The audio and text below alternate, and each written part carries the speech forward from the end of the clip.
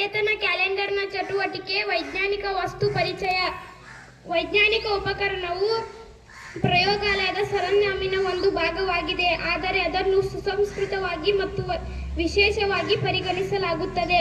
ವಿಜ್ಞಾನವು ಮುಂದುವರೆದಂತೆ ಉಪಕರಣಗಳು ಬೆಳಕಿಗೆ ಬಂದಿವೆ. ಹಿಂದೆ ನಿರ್ಮಿಸಿದ ಉಪಕರಣಗಳು ಇಂದು ಆಧುನಿಕತೆ ಹೊಂದಿ ಆಧುನಿಕ ಉಪಕರಣಗಳಾಗಿವೆ. ಇವುಗಳನ್ನು ಆಧುನಿಕ ಉಪಕರಣಗಳೆಂದು ಕರೆಯುತ್ತಾರೆ. ವಿಜ್ಞಾನವು ಅನೇಕ ಉಪಕರಣಗಳಿವೆ, ಅವುಗಳನ್ನು ಒಂದೊಂದಾಗಿ ಪರಿಚಯಿಸಲಾಗಿದೆ. ಇದು ಸ್ಟೆಥೋಸ್ಕೋಪ್. ಇದನ್ನು ಫ್ರೆಂಚ್ ವಿಜ್ಞಾನಿ ರಿನೆ ಲಾನೆಕ್ ಎಂಬುವರು 1816ರಲ್ಲಿ ಕಂಡುಹಿಡಿದರು. ಇದರ ಉಪಯೋಗ ಹೃದಯ ಬಡಿತವನ್ನು ಅಳೆಯಲು, ಹೃದಯ ಆರೋಗ್ಯವಾಗಿದೆ ಅಥವಾ ಇಲ್ಲವೇ ಎಂಬುದನ್ನು ತಿಳಿಯಲು ಬಳಸುತ್ತಾರೆ. ಇದು ಉಷ್ಣತಾಪಮಾಪಕ. ಇವುಗಳಲ್ಲಿ ಎರಡು ರೀತಿಯ ತಾಪಮಾಪಕಗಳು. ಒಂದು ವೈದ್ಯಕೀಯ ತಾಪಮಾಪಕ, ಇನ್ನೊಂದು ಪ್ರಯೋಗಶಾಲೆಯ ತಾಪಮಾಪಕ. ಪ್ರಯೋಗಶಾಲಾ ತಾಪಮಾಪಕವನ್ನು ಪ್ರಯೋಗಶಾಲೆಗಳಲ್ಲಿ ಬಳಸುತ್ತಾರೆ. ವೈದ್ಯಕೀಯ ತಾಪಮಾಪಕ ವೈದ್ಯರು ಬಳಸುತ್ತಾರೆ.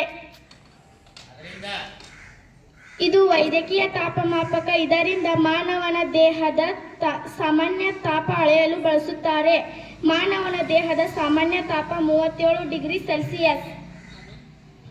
ಇದು ಗ್ಯಾಲ್ವನೋಮೀಟರ್. ಇದನ್ನು ವಿದ್ಯುತ್ ಮಂಡಲದಲ್ಲಿ ಅತಿ ಕಡಿಮೆ ಪ್ರಮಾಣದ ವಿದ್ಯುತ್ ಪ್ರವಾಹವನ್ನು ಪತ್ತೆ ಹಚ್ಚಲು ಬಳಸುತ್ತಾರೆ.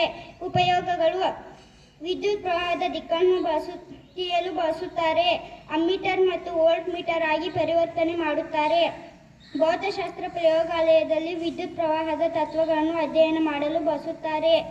ದಿಕ್ಸೂಚಿ ಸಾಧನಗಳ, ಲೇಸರ್ ಸ್ಕ್ಯಾನರ್, ಟೇಪ್ ರೆಕಾರ್ಡರ್ಗಳಲ್ಲಿ ಮತ್ತು ವೈದ್ಯಕೀಯ ಉಪಕರಣಗಳಲ್ಲಿ ಇದನ್ನು ಬಳಸಲಾಗುತ್ತದೆ.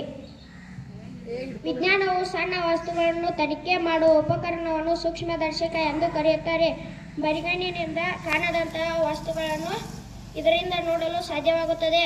ಸೂಕ್ಷ್ಮದರ್ಶಕವನ್ನು ಕಂಡುಹಿಡಿದವರು ಲಿವನ್ ಹುಕ್ ಮತ್ತು ಆಂಟನ್ ವ್ಯಾಸ್. ಇದರ ಉಪಯೋಗಗಳು: ಜೀವಶಾಸ್ತ್ರದಲ್ಲಿ ಬ್ಯಾಕ್ಟೀರಿಯಾ, ವೈರಸ್, ರಕ್ತ ಕಣಗಳ ಬಗ್ಗೆ ಅಧ್ಯಯನ ಮಾಡಲು ಮತ್ತು ರೋಗಗಳನ್ನು ಪತ್ತೆ ಹಚ್ಚಲು ಬಳಸುತ್ತಾರೆ. ಸಸ್ಯ ಮತ್ತು ಪ್ರಾಣಿಗಳ ಜೀವಕೋಶಗಳ ರಚನೆಯನ್ನು ನೋಡಲು ಬಳಸುತ್ತಾರೆ.